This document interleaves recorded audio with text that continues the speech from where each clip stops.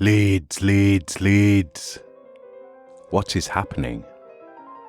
Welcome to Working Hours, a show about a place called Leeds, a time called now, and an activity called work. Working Hours wants to record 1,000 loiners over the course of this, the most important decade in the history of the human species, and ask them about what they do all day and hear how they feel about it. My mission is to try to map out what my city, Leeds, a city that has declared a climate emergency, is doing during humanity's biggest emergency. On Working Hours, we hear how loiners have, are, and will be coping with our multiple crises: the global pandemic, Brexit, and of course, the ongoing and accelerating collapsing of capitalism, the state, and the climate through this decade.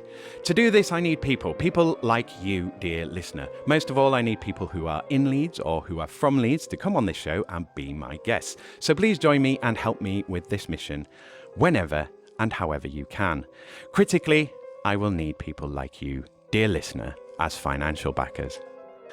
Please consider supporting or donating to this project. You can do so with a £1 monthly donation via either Patreon or Ko-fi, or you could donate any one-off amount to Working Hours via either Ko-fi or through the LibrePay button on the About page of Western Studios' website. Thank you. My name is Simon, and this is all my fault. What did you want to be when you grew up? Gosh, so when I grew up, there was many things. I think when I was little, my mum told me that when I was like 5, I said I wanted to be a linguist. And the funniest thing is I only did German at school, and that's the thing I got the worst grade in. So that definitely didn't pan out. But when I was little, I danced all the time. I was always at dance school doing different competitions, exams, and things like that. And for, years and years and years, it was in my brain. I was going to be a dancer. And that was it. Yeah. You're listening to Series 3, Episode 33, and to my guest, Lydia Cottrell. This is another Zoom interview recorded on the 5th of May, 2022. Hello, loves. Happy bonfire night, everyone. First off, apologies for my lateness. I couldn't be bothered yesterday, so I didn't. I'll try and be back on for Fridays again this month. I'll talk more about this year overall at the end of this season, but it looks like we might get out 50 episodes this year. Fingers crossed. I think I have got 47 interviews in the can. Please help me get to 50. I'll need over that amount so that I can put out 50 episodes this year. But if I can do that, that's going to be huge for me, psychologically and morale-wise. If I can get 50 out this year, then I can finally hit 100 episodes next year, surely. What would help massively is more Patreons. I started the year with none, now I have 4. Please help me increase that number. It will really help the podcast. As I said, I'll talk about this more in the last episode of the year, but I have to mention that if it hadn't been for the generous donation of our official US truck driver of the show, Stanley, I wouldn't be anywhere near 50 episodes yet, and certainly wouldn't have got to putting out 2 episodes a week. Money talks, so thank you, Stanley. So this recording is a bit rough. I make you work for this sometimes, don't I? Well, it's not meant to be punishment. Well, maybe it has been sometimes. As this show grows, my attitude to it changes. It's easier to make and harder to make now. I've said that before, but it's true. People are starting to hear this show now. Our following is starting to show some green shoots. I think about this, just so you're aware. Bigger audience means being more responsible, but then I haven't had any complaints yet, or corrections. Doesn't mean I haven't made mistakes. I'm happy to be wrong. I'm happy to respond. I'm happy to be accountable. This is one from back when I was physically holding the mic in my hands because I had to save up my pennies to buy a shock mount, which takes a while these days. Lydia Cottrell is a dancer, artist, black metal makeup, social media influencer, and a social media consultant. At the time of recording, Lydia was also the communications and engagement manager at Compass Live Art. Every 2 years, Compass Festival animates the city of Leeds with interactive live art projects in public spaces. This year, they have commissioned 5 exuberant and playful encounters made with and for the people of Leeds. This year, between the 18th and 27th of November, Compass invites you to share your best piece of advice, take a journey on an afro futurist spaceship, delve into a surreal soundscape in a familiar place, eat your way through Caribbean ancestry, and help them answer the question, what are the flavours of Leeds? You can join Compass at Kirkgate Market, St John's Centre, and at a host of supermarkets across the city to rediscover and reimagine the everyday right where you live, work and play. All of the events are free. Some you will come across and be able to get involved straight away with. Some have limited capacity, and for the Wondermart event, you will need to reserve a time slot. As I said, the recording is a little hard work. It's like a bad line phone call. But to be honest, compared to some of the other so-called professional podcasts I have heard, the sound here is far from the worst. For more information on the festival and Compass Live Arts, go to compassliveart.org.uk/compass-festival/festival-2022. Now, please enjoy this episode of Working Hours with Lydia Cottrell. Do you dance now? Are you a dancer? Yes, I am a dancer, which is great, but maybe not in the traditional way. So I did all my vocational training and did all of that, then kind of worked professionally and quite commercially. Then things kind of took a turn. I got quite ill and my throat was playing up all the time. So I had to move back to York, worked in a camping shop for a bit, which was really fun. But then I decided to go to university for dance at York St John. And when I was there, I started doing more contemporary sort of things. When I was there, I was really lucky that I got hired by Gary Clark while I was still studying, who is a contemporary dance choreographer. And then since then started making my own work and doing my own choreography. Then I did a master's degree at Northern School of Contemporary Dance in Dance and Creative Enterprise. That was after working for quite a while. And for my final project, I did a practice as research project around the performance of self in online space. And during that, I decided I wanted to go viral. And I think no one kind of believed me, but I did. I made an Instagram account called Borkle, where I became a black metal beauty influencer and a black metal fitness influencer, wearing corpse paint all of the time. And that did end up going viral. And that was kind of crazy. It got really popular. But then, so I had all of that experience in online during the pandemic. All of a sudden, we weren't performing anymore. We weren't in theatres, all of that. And everything went online. And weirdly, pre-pandemic, I had built this whole knowledge base of social media and making arts happen online.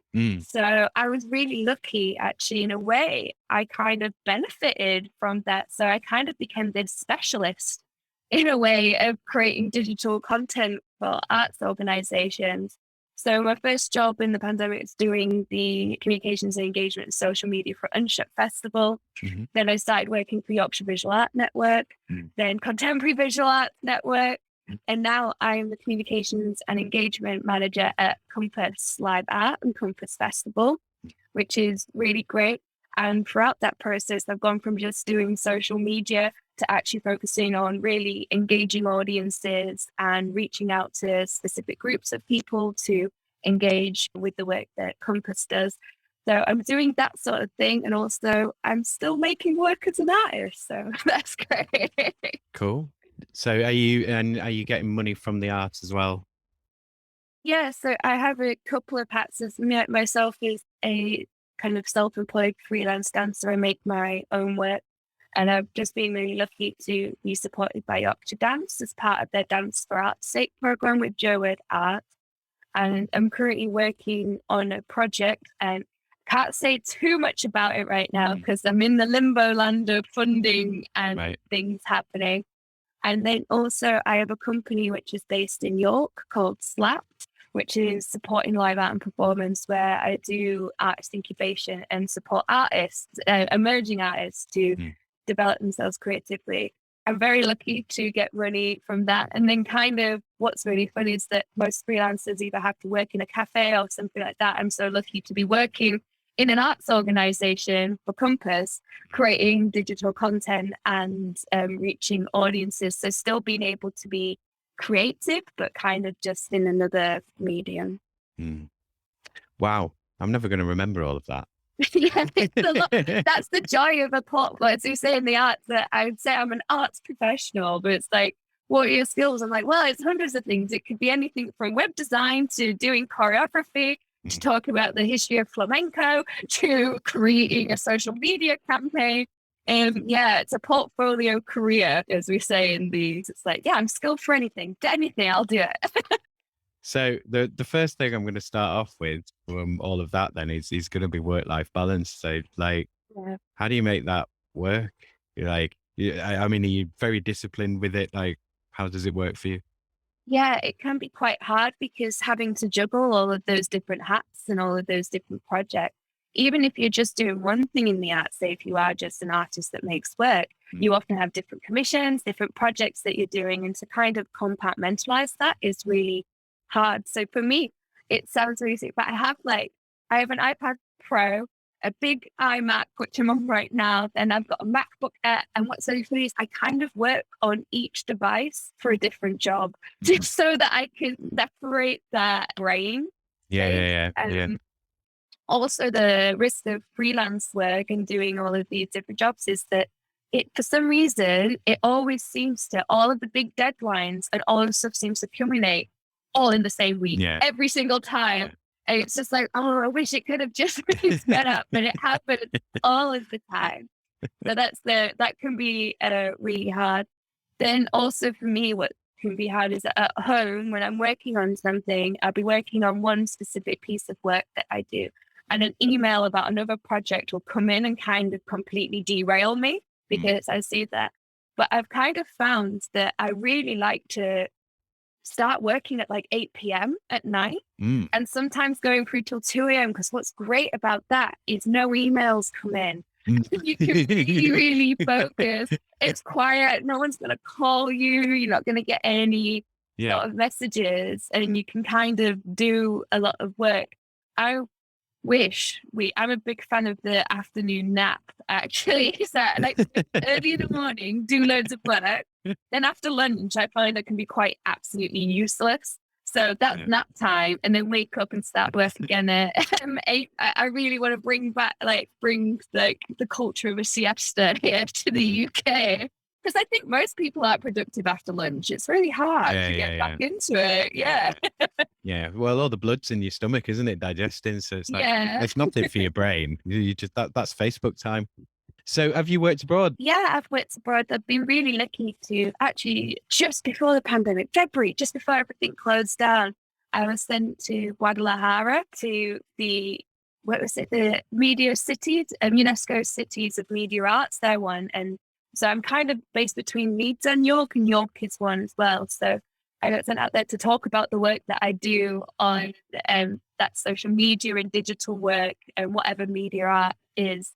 So that's been really fun. And I had the opportunity to work in different places in Europe, like in Italy and things like that.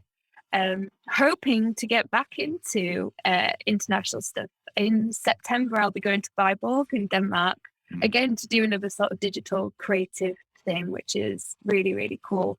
But that's just a big thing at the moment, getting back to international work. Another thing that's coming across is people, because we're really being aware now of our carbon footprint and what we're doing. So to me, it was so crazy. I flew to Guadalajara to spend 2 days there and then come back, which is something I think from the pandemic, now that we're doing stuff a lot more online, isn't going to happen as much anymore. And also for stuff in Europe, there's certain calls out now in the arts, but really focusing on slow travel. So going by train or by bus instead of by plane. So that's going to be a huge shift.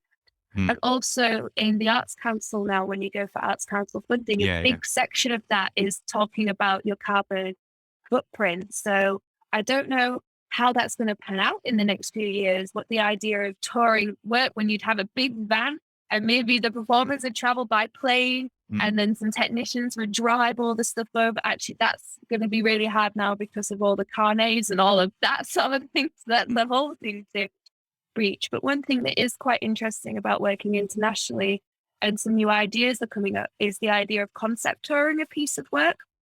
So that's where the idea of the work tours. So an artist creates it in one country, but then can actually make it happen by remotely doing that. And during lockdown, I had an experience of that working for the Mediale, created as a collaborator on a piece of work called Good Neighbours. And that was in partnership with Effect Lab, who are based in Amsterdam. And they never came over. So it was this whole work that was based on an app where the audience went through a neighborhood and they had this chat thing. But then I was in charge of all the actors and the performers and making it run in the UK. So having meetings and WhatsApp calls on Slack with everybody in Amsterdam and then making it work over in the UK. So that's something I'm really interested in. Even though I would miss the travel, that's one thing. It's so nice to travel and go away. Yeah. But then you've got the slow travel option in there. So, people always traveled. People will always travel. Always travel. Yeah, definitely. I'm a bit of a person that's kind of like, I don't know, me and my husband went away on a last minute all-inclusive trip and paid really cheap to Morocco. But then I was like, well, the reason we got it cheap is because that plane's going anyway. And it's going without me or not. And I might as well get a cheap ticket to fill it. Because I don't know if that's a hard one. But then I'm like, well, it's happening. It's going anyway. Yeah. And they want to fill it. It's better if there's more people on it. It's less of a Plus, they get a holiday out of it. Yeah. Yeah. And as well, like after being locked up for ages and just seeing the same thing for ages, you're also like, oh, I want new experiences. Okay. So I don't know where to sort of go to next then, or where to start with this. So, I mean, I was thinking along the lines of kind of, is it worth asking you like your sort of typical day? But I mean, you don't really have a typical day.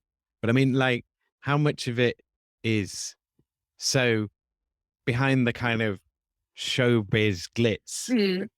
How much of it is sitting around doing admin and trying to drum up work and filling in forms and like? Well, I've always said the idea of being like a freelance artist is about, I'd say, 80% admin, 15% complaining, and 5% actually doing the thing that you want. Definitely. There's a lot of sitting at the computer and writing applications, which that sort of thing you don't get paid for, which is really, really hard. But yeah, I often am all over the place and in multiple cities in 1 week. That sort of a thing. Okay. So, I mean, you've been doing this for how many years now? Gosh, I think I've been classed as a professional freelancer for about, 2012. So yeah, 10 years. So you obviously enjoy it because you're still at it. Yeah. So I think I'll start off with the UBI question then before I ask you about anything else. But yeah, so if there was a universal basic income, how do you think that might change how you sort of arrange things? Actually, to have universal basic income would be amazing for me, especially as a freelancer, to have that buffer. Because again, sometimes everything, even the organizations that I work for, they're reliant on kind of project-based funding. So if that doesn't come through one time, that job's over. So to be able to have that sort of buffer and maybe to still be as busy, but on less projects, that could be quite nice. Then I have to survive, do quite a lot. To be able to live, to pay our rent. So to have the option to maybe focus more energy into less work instead of the same energy across multiple projects to be able to, because then actually what you could achieve could be so much bigger and more impactful in a way, because you're able to completely focus on really making change in one area. So really becoming like a master in one field instead of having to be this portfolio wearing multiple hats. And that could be a really refreshing in what people can achieve actually. And to be slow about things. I think what is this thing, we've made this way of working and this pressure that we should always be on the go, this kind of hustler mindset. And I feel quite lucky that I'm usually quite on top of that sort of things, but sometimes it is burnout and you do get tired or you just can't face sitting at your computer for another day. So I feel it's like working smarter, isn't it? Actually taking that time. And I feel that most people will benefit that. Or I'm a big idea that we could have a 4-day work week. And actually, I feel that people, when you're in the office or something like that, you're in there all day. But I think the amount of productive hours is probably like 3 max. Going to having lunch, talking to the team members, having meetings, all of that. So actually, to be able to like maybe if we condense our work into 4 days, it's a smart way, and then have more time. The 2-day weekend is not enough. I'm sounding like I just want more holidays and I want to go away. But actually, people are more productive because rest is so important to productivity. Yeah. And so that you alleviate those processes of burnout and to stop that from happening. So yeah, I think UBI would be, especially in the arts, sort of actually we could allow artists that don't have the opportunity or from a lower socioeconomic background to actually make art and put that time and energy in that they can't. Yeah. Free up a lot of capacity and potential. Who knows how many amazing artists there are out there that have just never been able to nurture that or be able to take those opportunities. But then you've got to have that narrative of the struggling artist, haven't you? Of like, which you kind of want yourself, you know, if you're doing anything artistic, you kind of want to be like, yes, but it has to be like genuine and truthful and true. It's got to be real. I kind of like that a few years ago. I was living in a little flat in Chapeltown that had no central heating. I was sleeping on a rug on the floor. It was so romantic. I didn't even have internet and all of this. But now in coming up to my mid-30s now, so I'm 33, I'll be 34 this year. I'm like, no, that's not for me anymore. I want to be able to do, instead of doing lots of fast turnover projects within my own practice, I'm really focusing, again, being slow. So taking 2 to 3 years to create a piece of work that's actually amazing and big scale and has more of an impact. It's just that I think, your mind that changes about that definitely as you get older. Yeah. Well, and you need to be comfortable and you need to be getting paid because there isn't a UBI.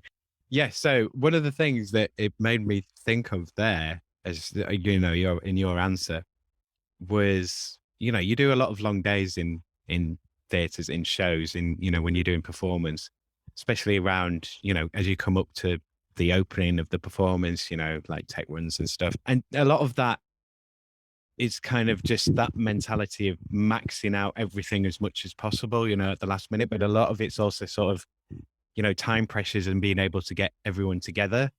So the earlier you start, the more sporadic it is. But, you know, if you had that benchmark, it would alleviate some of that pressure, I think. And it wouldn't have to be, you know, you wouldn't have to do those mega shifts.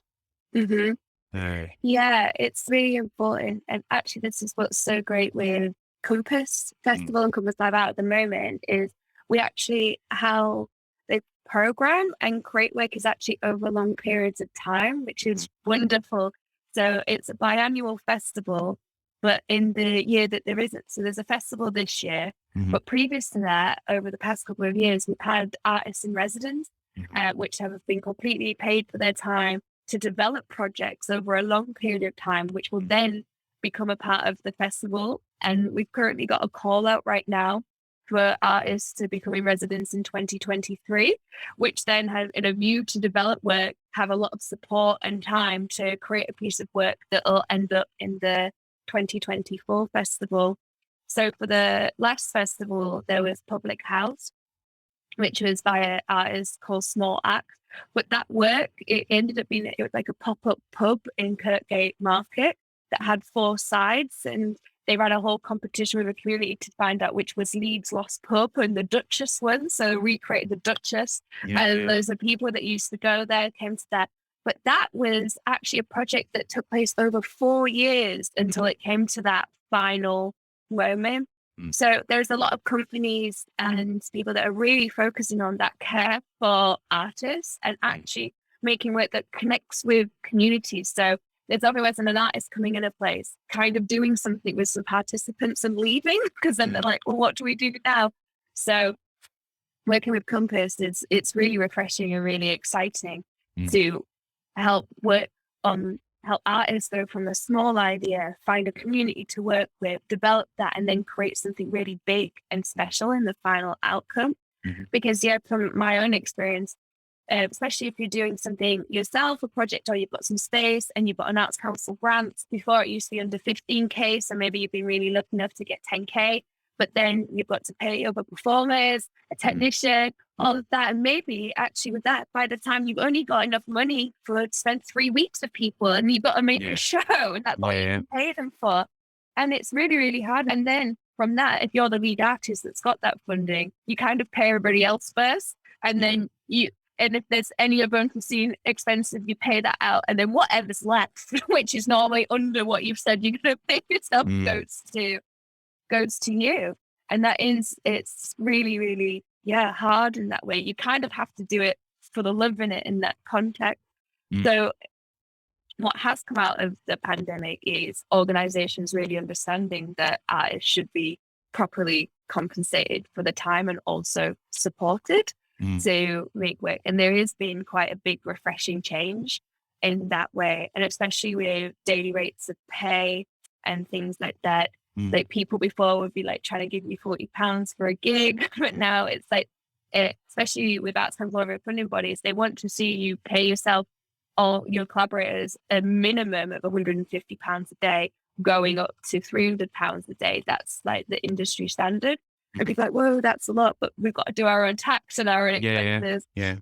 But also than that, you get compensated for that time, but that's your day, but you've done so much thinking about it beforehand. And then also you prep work, experience, the education, Totally. And then also within that, yes, sometimes before when I was just performing, but some months I'd be absolutely balling, like stacks of money. And then for 3 months afterwards, nothing. So you have to be really good with your money as well as a freelancer and save it. I know that. And then also save it because you kind of never know what that tax bill's going to be when you input everything in. You're like, oh, I've got loads of savings. Like, oh, no, I've got to pay it tax. Everything I've just saved just goes straight back out.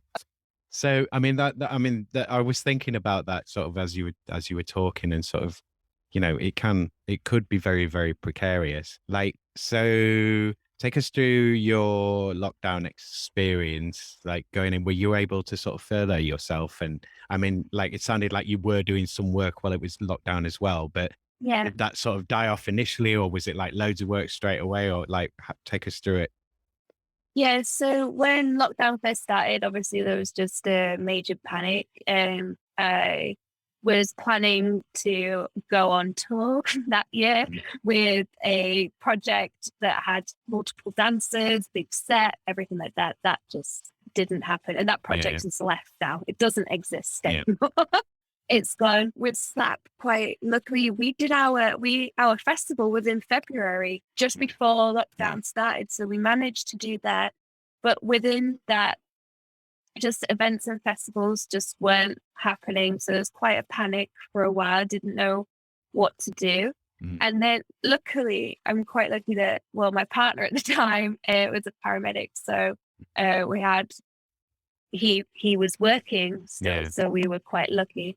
But at the start, I was really energized. I was like, yeah, I'm going to do loads of stuff. I'm going to do loads of, I'm going to learn loads of things. And I the first lockdown I did a exercise to music qualification online and did all of that. And then I saw that my friends at Unshot Festival were looking for somebody to do marketing and engagement. And I was like, do you know what? Yeah, I had experience from doing it from my own festival previous. And then all the new experience that I had on social media. So I went for it and got the job. And then from there on, it kind of kept going. And now I've been really lucky I've only applied for 3 marketing jobs, and all the rest I've gotten from word of mouth or people recommending me and things like that. So yeah, I'm quite blessed in that way that's happened. But yeah, so then I made that shift to doing that. And now in a way where that stuff's opened up, I now really want to get stuck back into making my own work again, because I kind of just put my own work completely on hold throughout that whole time. and just really worked on doing marketing jobs. But now that I'm back into the world, I'm thinking I might need to do another shuffle of things so that I can focus on my own practice again. Cool. So I'm going to move to the next question.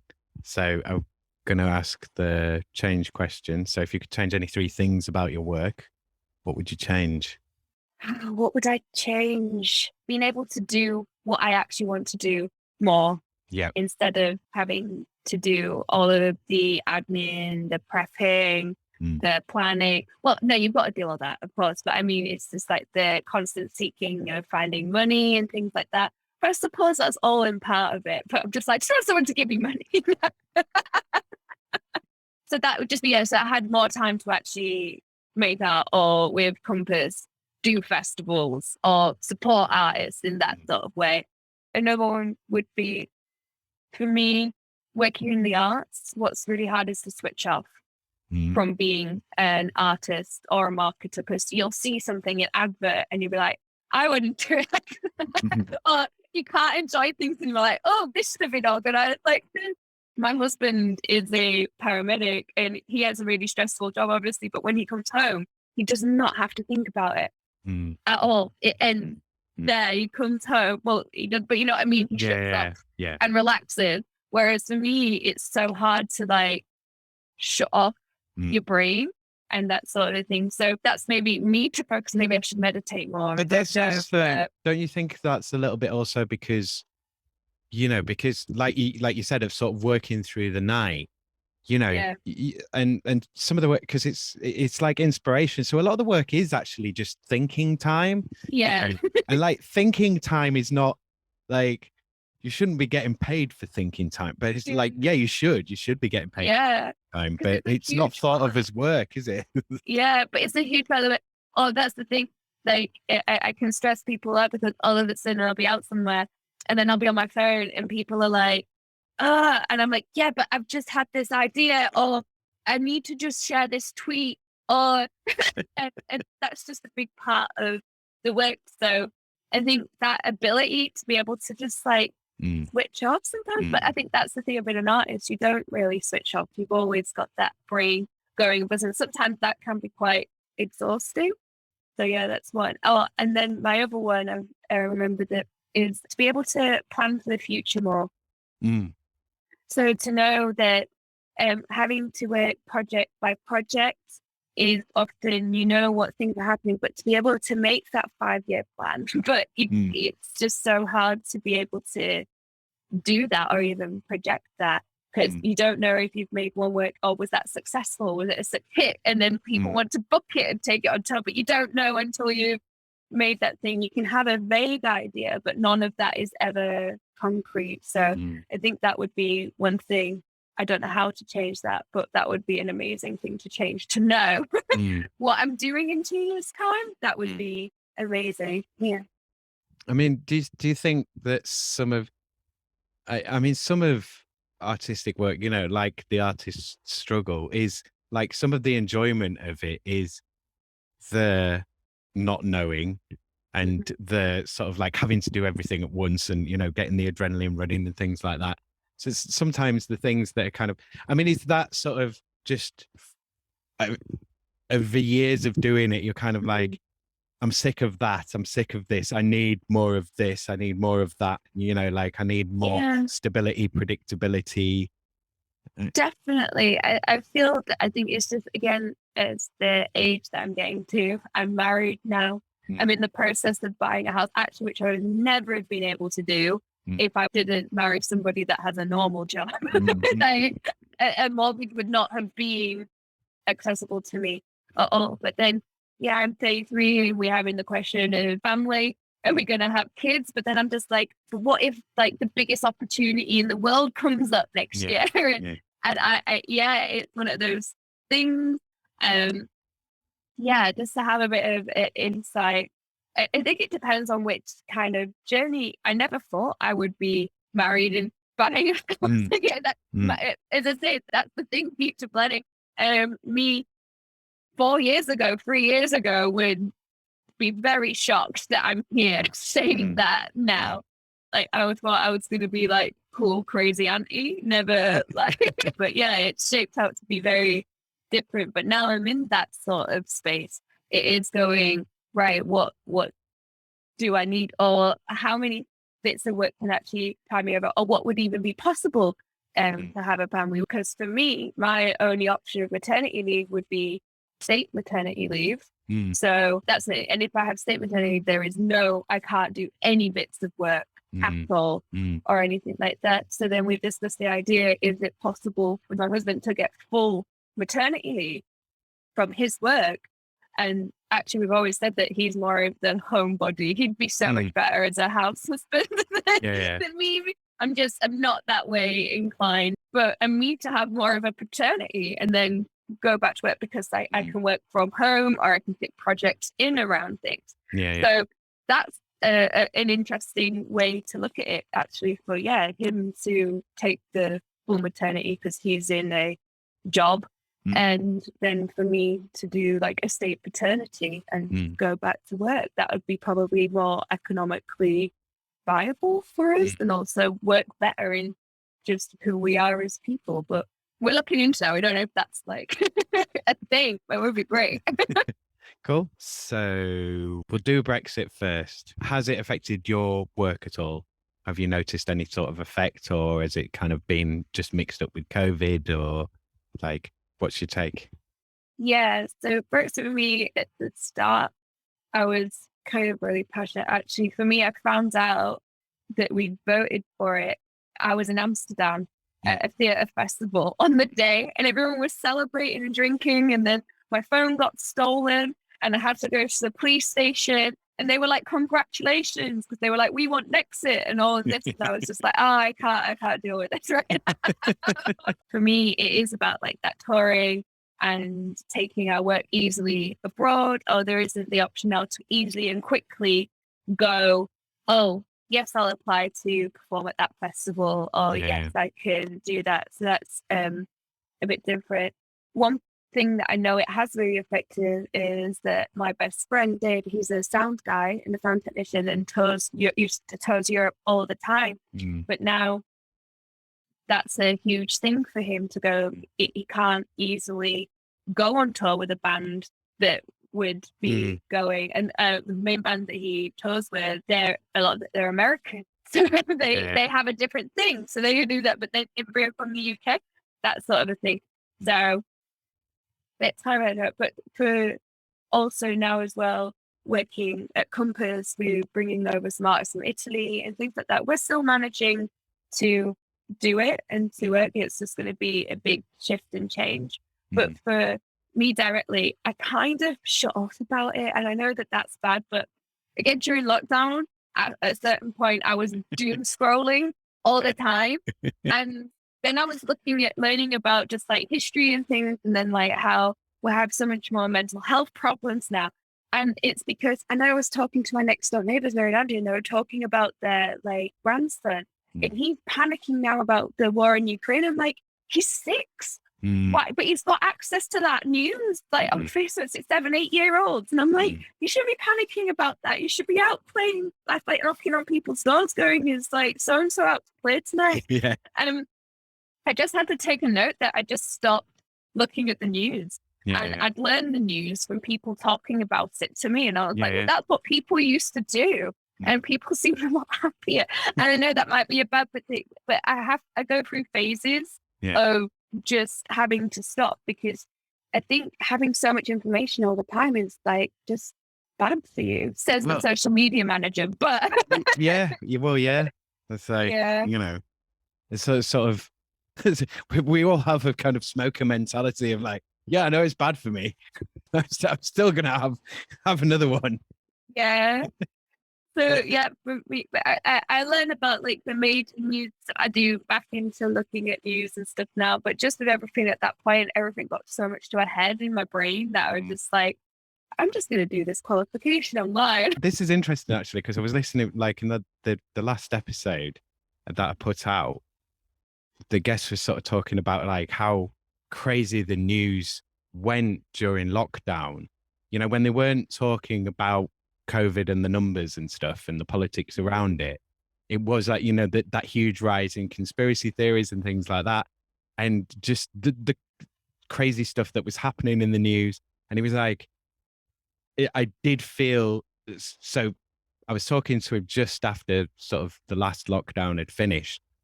And he was like, yeah, it did seem like it calmed down. Like it was a different kind of crazy with the news in lockdown and out of So it. Yeah. it's because they knew that they could just feed us anything and we'd take it.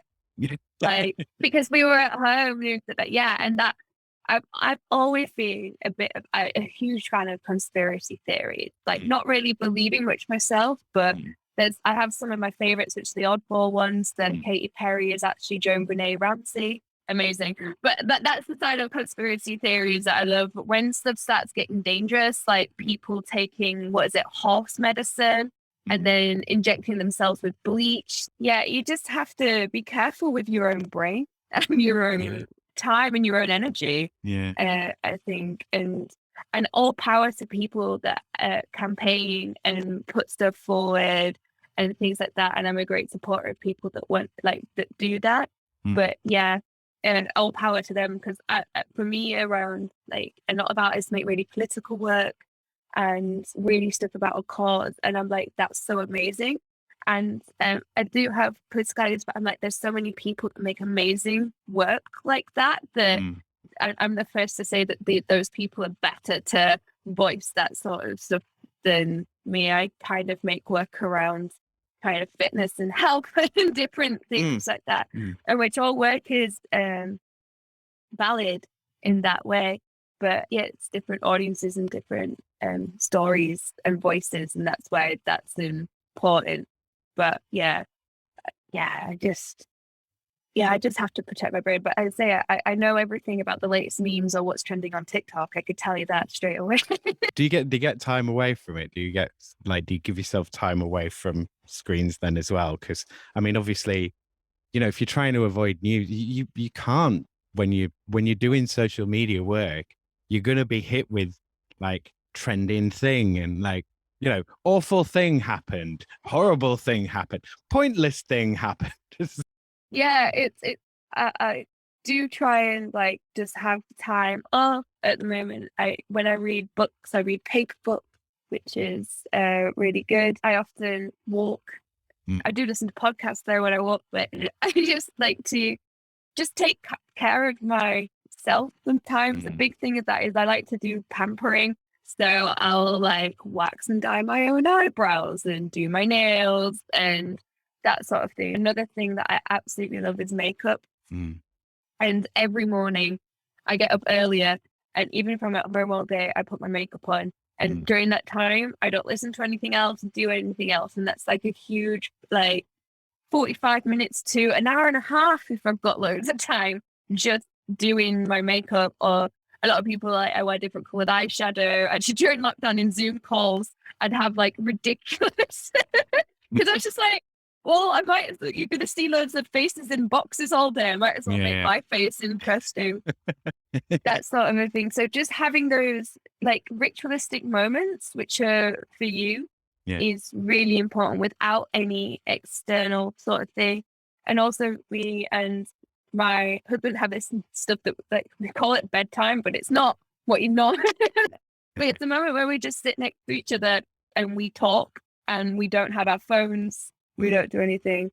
And we kind of joke. It's like we talk about anything and everything from, all sorts of stuff. But that's just really important to like connect without screens or show stuff. Pay attention. Actually pay attention to someone. Yeah. Other than sort of half listening and like, kind of scrolling whatever, at the same time. Yeah. So let's do, have we done climate change? We've not done climate change, have we? Let's do I touched on it a bit, but well, this is the thing as well. Now I sort of prep people a bit beforehand, because I'm kind of I'm priming you, you know, like I'm putting these ideas in your head before we talk about them. So it's like it you know, I suppose that triggers you to kind of think about them as you're talking. You know, I'm revealing all my secrets here. So I mean, I use climate change as like a catch-all for sort of green issues and so on. Like, obviously, you know, as you said, you mentioned it already. seems like it's something of a concern, but like, how much can you do with your work? I mean, you're aware of the impact, but like, what can you do in terms of adaptation, mitigation, like Yeah. reduction? Like, how do you view it? How does your Yeah. work affect it? So, Rosa, I'll start with my Compass hat on. Within Compass this year, it's for our festival, we'll actually be calculating what the carbon output of our festival is, and then implementing that going forward so that we have a carbon budget, so that we know we can spend this much carbon. And that's been fed into a lot with funding bids now, especially Arts Council are looking for reducing environmental impact. So just for example, right now is the Fringe Festival will be happening this summer in Edinburgh. And my friend brilliantly said it's just the Edinburgh Leaflet Festival instead of actually like there you just get handed everything. And what that really does is the way we've done, SAIL in Leeds, Sustainable Arts in Leeds, So Compass have done their carbon literacy training. And there's a lot of tools now as well from Julie's Bicycle and things like that help arts organizations and galleries actually work out what their carbon output is. And so for us as well at Compass, we've done a lot of thinking about this, and we are really addressing this on a basic level. So we'll be using electric vans, we always use recycled paper anyway, and really calculating how much print we actually need instead of overdoing that sort of thing. But we really feel in one way that the best way that we can bring up issues around climate change and climate justice and all of that is actually to program and support artists that are working in that field. So right now, actually, we're looking for people to apply to do a residency with us that want looking or working with those themes. And in previous festivals and with this festival, we'll be presenting work that's looking at like food, where we get our food from, how that could be more sustainable, what the latest science is in, how we feed people.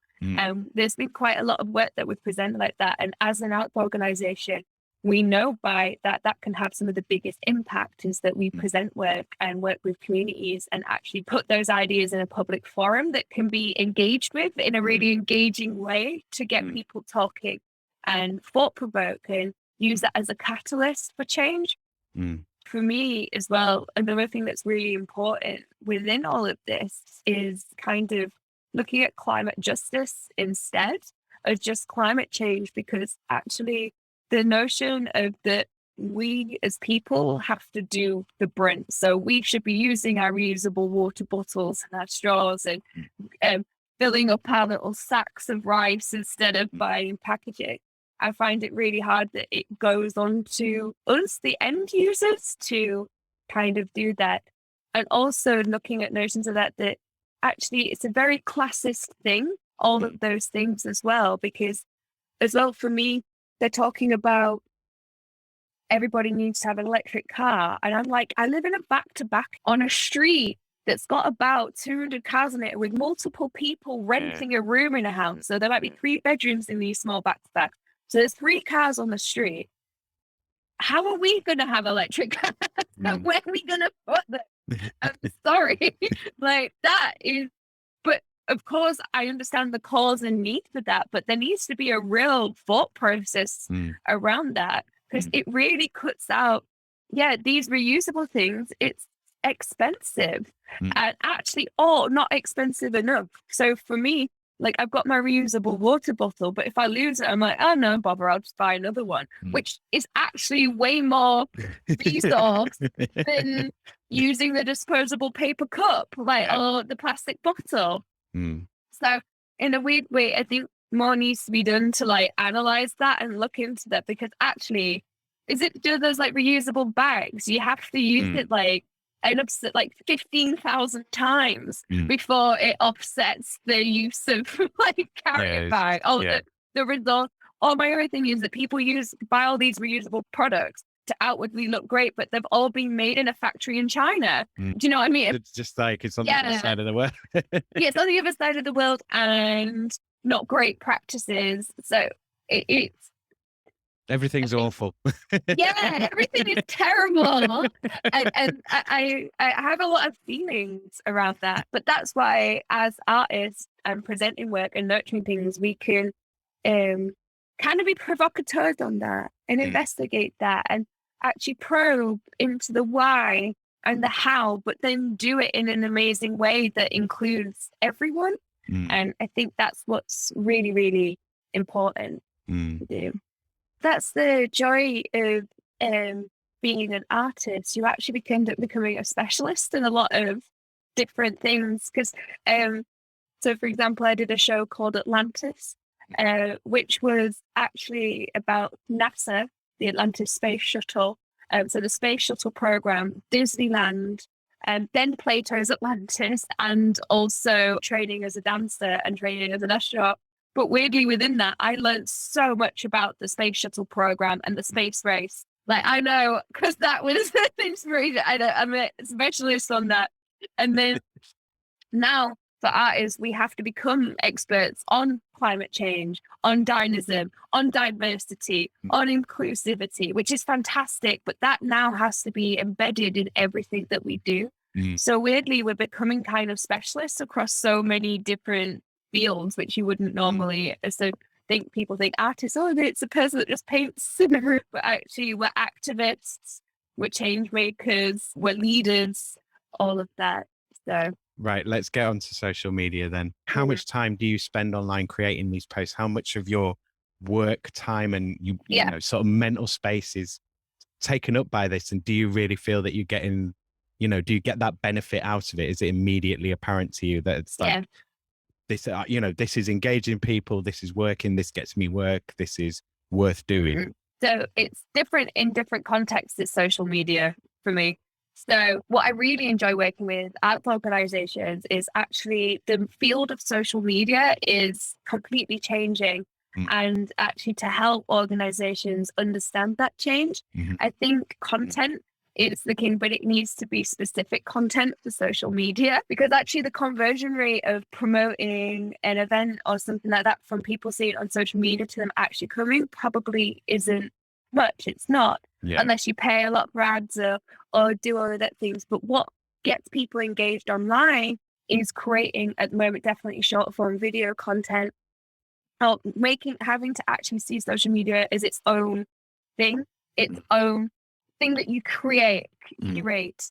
So at the moment, I'm working with a few different organizations. I do a bit of consultancy to help people, help companies and people and organizations create content that isn't an afterthought and it isn't a chore, but it's embedded into what they do. So a lot of that is niche finding, because online, to stand out, you need to find your niche and what that is. And it might not be obvious at the start. So for me personally, when I went through this process myself, so for me, Bulk Cult took off and it went crazy. I now get brand deals and sponsorships, and it's a source of income for me. And then also being a dancer, I did yoga teaching through that. And now I do yoga classes online and get paid for that. And now I'm sponsored by sports brands, all of these things. But within that, what it was finding my niche. So I love makeup and I love black metal.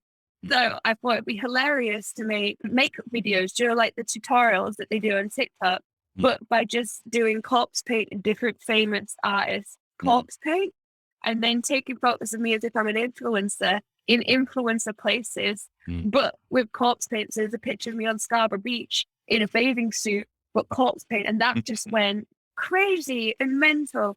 But that's how I found my niche. But that inadvertently, so I created a new thing, but that helped my career going forward. So now I have more gigs teaching, I have more gigs doing social media, that sort of thing.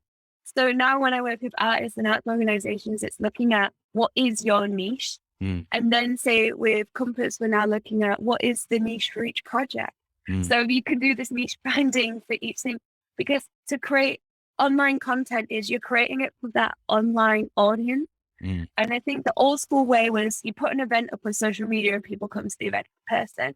But now we're having multiple audiences. So you directly reach those people who will come to the actual event, but then you create a whole version of content which raises the profile of what you're doing nationally and internationally for people that couldn't come to the event. but it's just finding that like little hook of creating that content. I'm available for consultancy for anyone who wants to do that with me. Links in the show notes. I mean, we'll do all your socials at the end as well. Let me just, I thought I had my phone on airplane mode, but it's not because it just rang. So I'm just going to fix that. Sorry. Yeah, I've got this new computer and I don't know how to turn off I know my notifications have been going, but I don't know how to turn it off.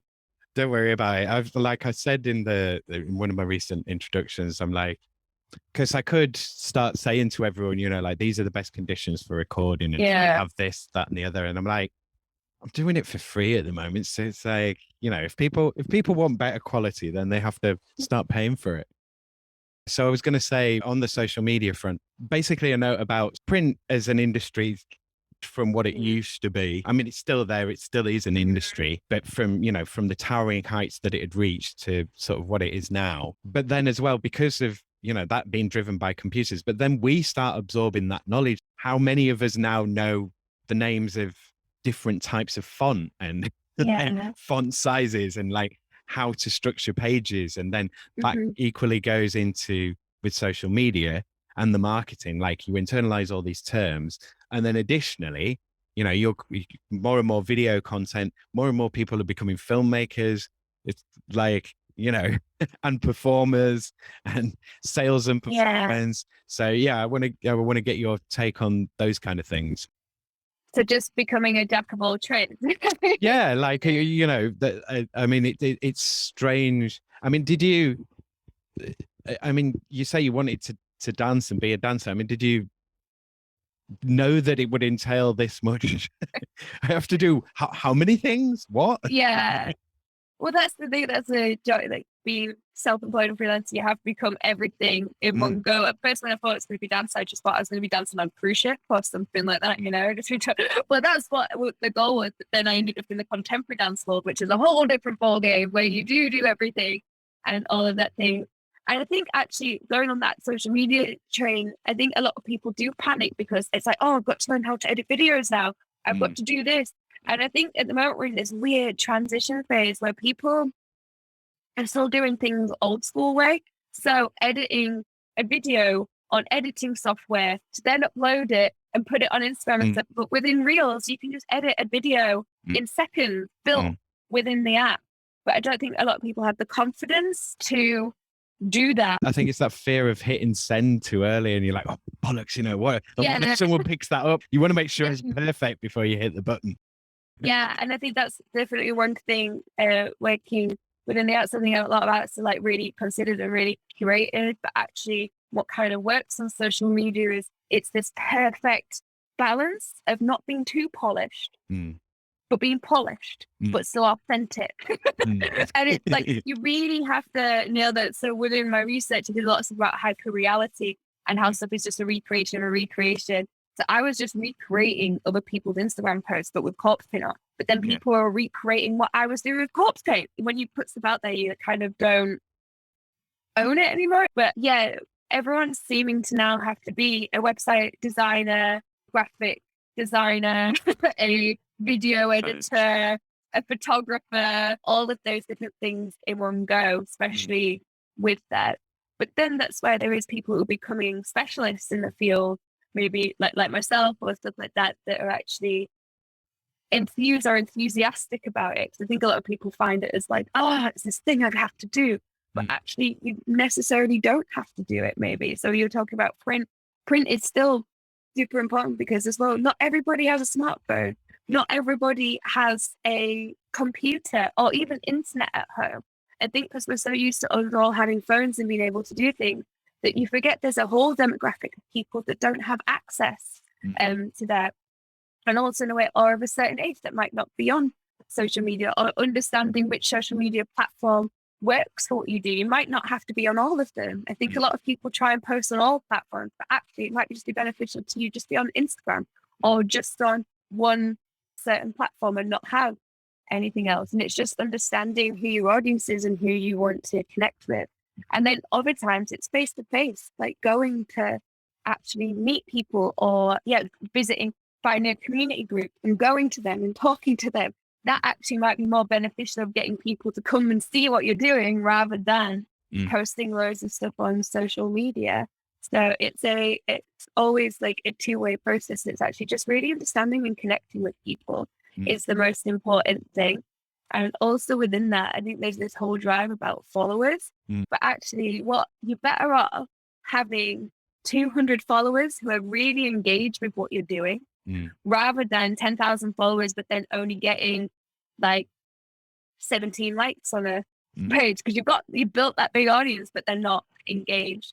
So that's where it's about actually being engaged and finding that engaged like audience. I mean, has social media always been a part of your work? I mean, have you worked before social media? Yeah, I think it kind of has. Well, gosh, I was a MySpace kid. So yeah, like that was the social media platform. And I ended up having loads of people, friends on that because, did you used to have a MySpace profile? I had it, but I never went on it. It was one of those I registered. Someone was like, "Oh, this thing," and I registered. Yeah, never went on it. Oh, see, well, that's actually MySpace is how I learned to HTML code because you could HTML code your profile and make it look however you want. And then I started a side hustle. Gosh, when I was still at school, people paying me 20 quid for me to HTML code it. It was so great. And then I ended up having loads of people on that because when you used to log in, there used to be this thing and it would have like 3 different profiles saying cool new people. And I wouldn't have called it, but I got put on there because all of a sudden my when like someone messaged me said you've been on the thing. So I clicked on it. And then I was called Lipstick Killer. I went through a phase of being really into Motley Crue. It was before disco pants and before that you could get patterned leggings again. So I would order, find on eBay, coloured, like spandex and wear color. Oh God. Wow. I used to not wash my hair and have it, I was obsessed with Nikki Sixx. So yeah, I think the picture of me, I had this like leather jacket on, but then just some really short shorts and some Harley Davidson biker boots. And I think that's why I got a lot of followers when I was playing. That's when I first started. But then you would kind of find out about opportunities. And gosh, so I've actually been a big fan of the internet since a young age. Gosh, I even used to make GeoCities sites, and also, gosh, right at the start of the internet and be a big fan. And then there's a face party. That was a thing. Don't know if you remember that. That was before MySpace. No. So yeah, I've been an early adopter of loving the internet, and then I've been on 4chan for years. That's a huge part of me growing up. I'm less so on that now, but I still enjoy a green text every now and then. I'm a huge user of Reddit, all of that. So that was in that. But then when it came to social media as a dance and performer doing projects, I hated it at the start. Absolutely hated it. Because I'd have different things. Oh, Tumblr. Oh, I loved Tumblr. So I had multiple Tumblr blogs. But then my website, for years, my professional website was just a Tumblr page, but kind of organized. I think Slack, our first website, Slack was a Tumblr page as well, which is crazy. But then again, because you could just HTML code it however you wanted. So I'd always share what I was doing on Tumblr. So I enjoyed it on there. But Facebook and making a Facebook page, I kind of hated. And then Twitter, it took me a long time to get onto Twitter. And even now, when I work with organizations, we use Twitter a lot because I think it really feels within that sharing opportunities, bigging up other projects that are going on, and it's really fast and quick. But for me as a personal user of Twitter, I don't have enough to say. I think Twitter's great if you're quippy and quick and you run it, or you're really involved in the cause and all of that, which is great for organizations I work with. Twitter is the platform, but for me personally, it's just not. And then it took me a long time to go into Instagram, absolutely ages. And then I did. And then I had an account for a long time. I hadn't done anything with it. And it's only when I decided to go, right, I'm going to work out what this is, work out how to do it. And then I did, and it worked really well. But I think because I was quite fine-tooth combing, and I mean, writing a dissertation basically on working out, work it. But gosh, yes, I've had a big history of life on the internet, and now it is my job, which I didn't think would be a thing. but I absolutely love it. And I do a lot of web design and things like that. And I just really enjoy it. It's one of those things that I could happily do in my spare time, learn how to do it. I've learned how to CSS code completely self-taught now. It's just one of the things that my brain works with really well. And I just absolutely love it. The one thing I've let go now is I don't use Facebook anymore, and I don't really use Twitter. So I use like TikTok, YouTube, and Instagram and my social media and Reddit. Reddit will always be there. Reddit will never go anywhere.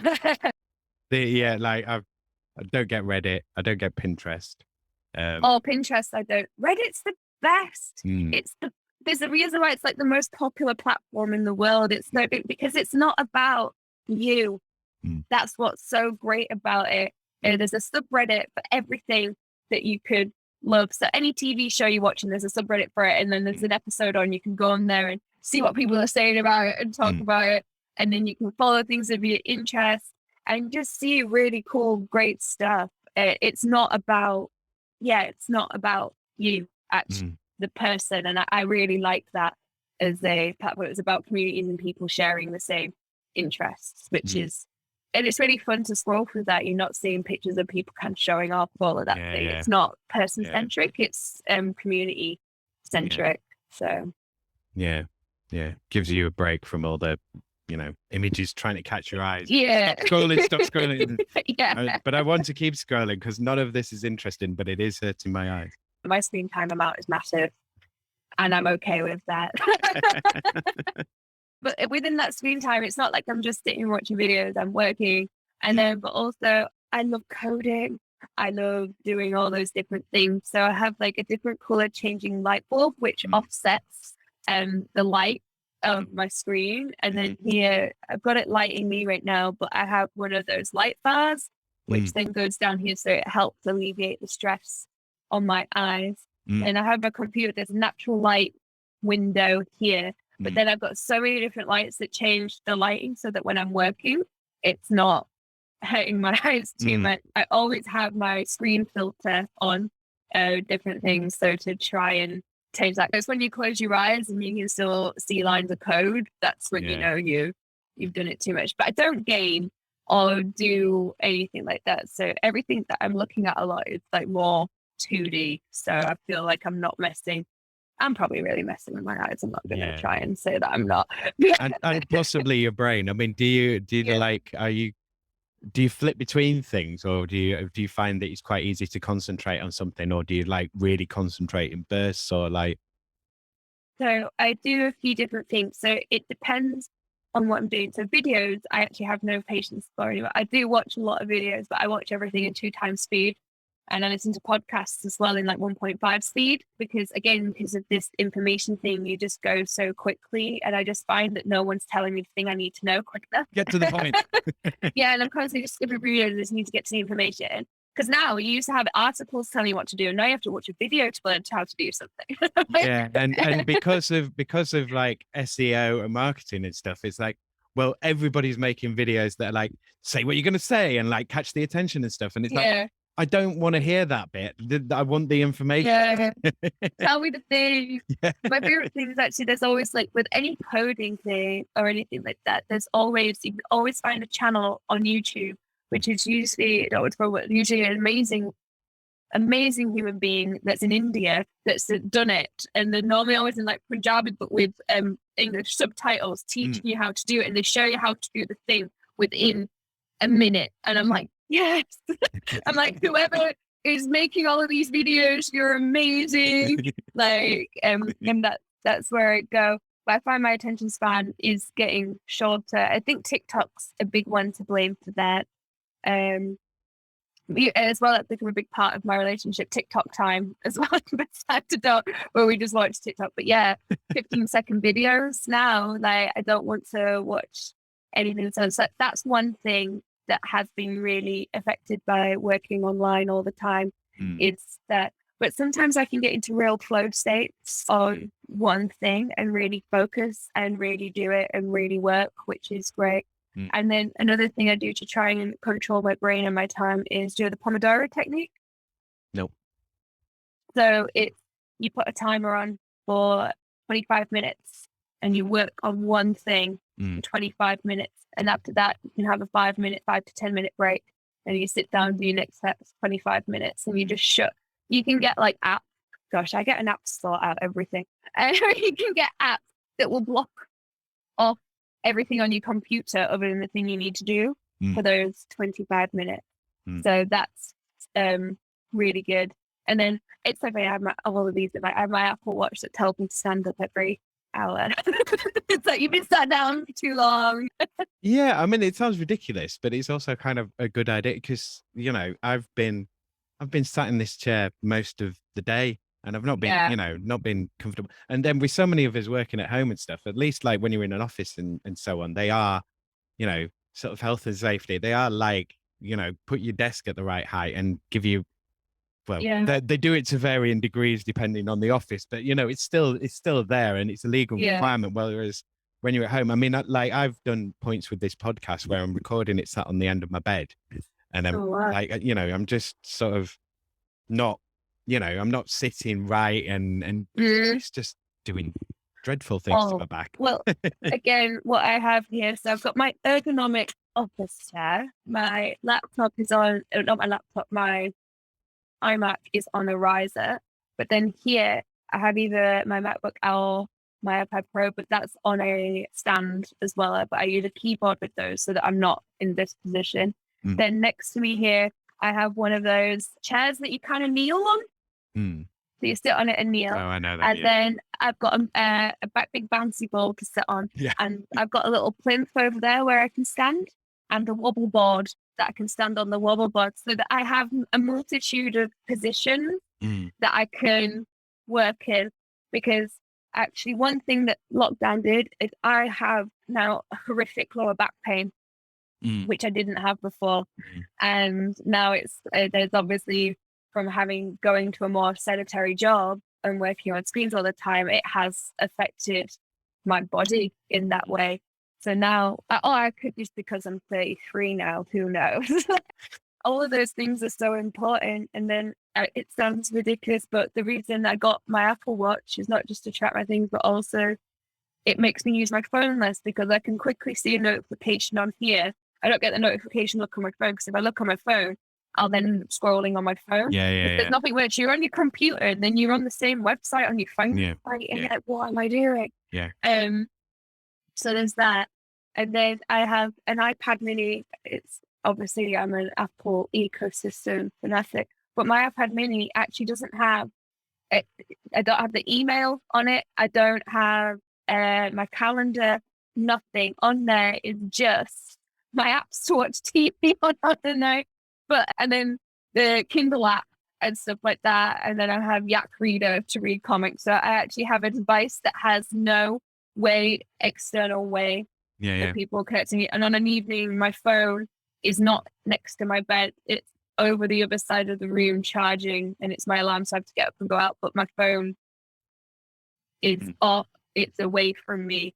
And so I do have a point where I stop. I was going to ask, do you need a lot of coffee for your work? Well, I don't do very well with coffee. It's like quite harsh on my stomach. I do have energy drinks. Is Monster and Red Bull, but I'm trying really hard to reduce that. But then again, I don't actually drink that much. So for some reason, I have a white Monster here, and that's all I've had today, and that is the only caffeine that I'll have. But I don't drink it in one go. Like I will open it probably at like 9 a.m. and I won't have finished drinking it until about midday. Like I just have it on the side, and it's like a long form process. Or I'll have, normally it's because I'd run out, but I've just got my Amazon Subscribe and Save a sugar-free Red Bull, but the small can, and I have that, and then I might have another one. But like I think energy drinks have some sort of stigma. Yeah, they're not good for you because they're full of like sweeteners and stuff. But for me, it seems socially not good for you either. It's not though. It seems socially acceptable to drink like 4 cups of coffee. But it's if someone sees you with a Monster in your hands, there's like more of a judgment, and I'm like, It's less than 4 cups of coffee. Mm. But yeah, I'm actually trying to. For years, I didn't touch caffeine actually, and even when I was dancing all the time, I think because I was up and about and moving, you kind of don't need caffeine for that. And I found like it's actually over the past like 3 years that I've gotten into drinking caffeine, and I kind of want to get down for it because I actually found out I go through like, as I say, rabbit holes on the internet that it's actually poisonous to us is caffeine, and it causes an adrenaline response because that's what the poison's doing, and we're seeing that as energy, but it's your body going, no, you're poisoning me. I think so. That could be a conspiracy. I don't know. I'm going with it. But it makes me clamp my jaw, the caffeine. Yeah. But there's that sort of, the kind of idea that it's like, sort of more attentive and focuses the mind. And it does to a point. But there's definitely a point where it's like you've had too much caffeine and you don't know what the hell's going on. Yeah. It's like, what am I doing? What am I doing? Where should we go? Yeah, you can't focus. No, I'm not like that. So actually, my husband and like sister-in-law and brother-in-law went to a coffee festival last weekend, and I ended up not going. It was somewhere in Leeds. I was just like, I'm already feeling anxious today, and I just don't think drinking coffee. And I was like, they better have good toilets there as well, because everyone will need the toilet. And I was just like, it just sounds like not good for me. I'm already not feeling great. I just don't think that's good. Because I overdrink. I love espresso martinis as well. Like I love them as a drink. But I go and I'm like, can I have a decaf espresso martini? But yeah. It's a real thing. Wasn't it? What was that like show on Sky about like science and stuff? Anyway, I'm sure like years ago I watched it and they did one of those experiments. They were doing lots of experiments where they had these two twins and they did a whole thing about whether it's better to be tired or wired. So once they'd both been like deprived of sleep and had to do stuff, but one twin was allowed to have like Red Bull and caffeine. God, do you remember? Do people still take caffeine tablets? That's insane to me. Anyway, the person who performed better was the tired twin. Probably not scientifically accurate. Yeah, but they were both tired. It was one that was tired and wired. But the thing is, when you're tired and wired, at least you feel like, you are being more productive. Whereas when you're tired, you're just like, oh, I'm tired. But maybe you're not. I don't know. Who knows? You might just be clicking through different tabs on. And being so productive. Yeah, but actually not doing anything. I've shuffled all that paper all day. Spent all day shuffling this paper. So I think I'm done with my questions, so anything that you want to kind of talk about, anything that you want to highlight, anything coming up, if you want to plug any of your social media. All of our social media for Compass is Compass Fest LDS. So that's on Twitter, Facebook and Instagram. And then you can find me at Borkkult, which is at BORKKBLT. That is my black metal social media if anybody's interested in that. And my personal stuff is Lydia_Cott. So that's me. There'll be some exciting projects coming up soon, but I can't talk about them too much now. Thank you again to Lydia for being my guest. Thanks again to all my guests, and thanks to you, Leeds, for being my subject. And of course, most of all, thank you to you, my dear listener. Come back on Monday for more working hours. It will be there. You can follow this show on Twitter at Working Hours 3 and on Instagram at Working Hours Pod Leeds. Use the hashtag Working Hours Pod Leeds to stay up to date on when new episodes are being released, to DM me with your questions, or most importantly, to get in touch if you'd like to be my guest on this show. Please do chuck in anything you can to help the show grow. Go to ko-fi.com/working hours and join me there for £1 a month, or you can make a one-off donation of whatever amount. You can also go to patreon.com/working hours pod to support Working Hours, again from as little as £1 a month. Why not be super awesome and join both? Do something new and something different. Remember to like, share, follow and subscribe to Working Hours. That's me. Cheers ears. Take care out there and be kind to each other, Leeds. Working Hours is produced, recorded, edited, and published by Simon Treen for Western Studios Leeds Limited. The music was The Bees from Chopin's Etudes, which is in the public domain and was taken from musopen.org. Please like Western Studios Leeds on Facebook at facebook.com/Western_Studios_Leeds and on LinkedIn, linkedin.com/company/Western-Studios. Leeds, are you considering taking the plunge into podcasts or audio content? Then think Western Studios for support, advice, and guidance on getting it made. At Western Studios, you work with a real-life learner who is actually in Leeds. Not a piece of software, not a course of articles or a series of live chats and video courses, but me, a person in physical place-based reality. If you want to work with me to make your podcast or any digital audio content in Leeds, whether it's for your own cause, your publicity campaigns, to promote your products, increase your sales, or just to create your own passion projects, then get in touch with me, Western Studios, now. Don't wade through vapid articles and videos and podcasts about how to make podcasts by disembodied virtual people on the web. Get on with making your podcast now, and then when it gets hard and expensive and it all goes wrong, which it will, then call Western Studios to make your podcast with you or even for you. Western Studios will take on your podcast's boring, time-consuming and painful admin, recording, editing, transcription, whatever. Tell me about your podcasting pain points and I can make it all better for you. I feel your pain. For a charge, I will share it. Remember, podcast work is work. Leeds businesses, Leeds campaigns, Leeds brands. Got an inkling that you'd like a podcast but don't know where to start? Contact Western Studios at makemypodcast@western-studios.com and we'll start making your podcast straight away. The first hour of arranged consultation and pre-production time is free. £25 an hour after that for editing, recording, production. I can also arrange hefty discounts for the right projects. So tell me your idea and your budget and I'll tell you what I can do for you. What do you have to lose? Time. That's what. Time is running out. The best time to make a podcast was 10 years ago. The second best time is right now. Writers in Yorkshire, what are you doing with your lives? Hopefully you're writing. Well, I know there are listeners out there who want to hear great original writing performed as audio content that is about and for and has been made in Leeds. How do I know this? Because I'm one of them loiners what wants it.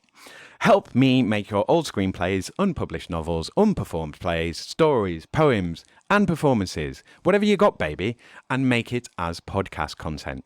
Is your work arty, salacious, pulpy, strange? Good. Is it unfinished? Good. I can help you with that too. I can work with you to find actors, musicians, and voiceover artists and quickly realize your projects. I get practice making the shows and you get a finished, performed and published version of your writing. Save yourself the hassle and the headache of making your podcasts on your own by working with me instead.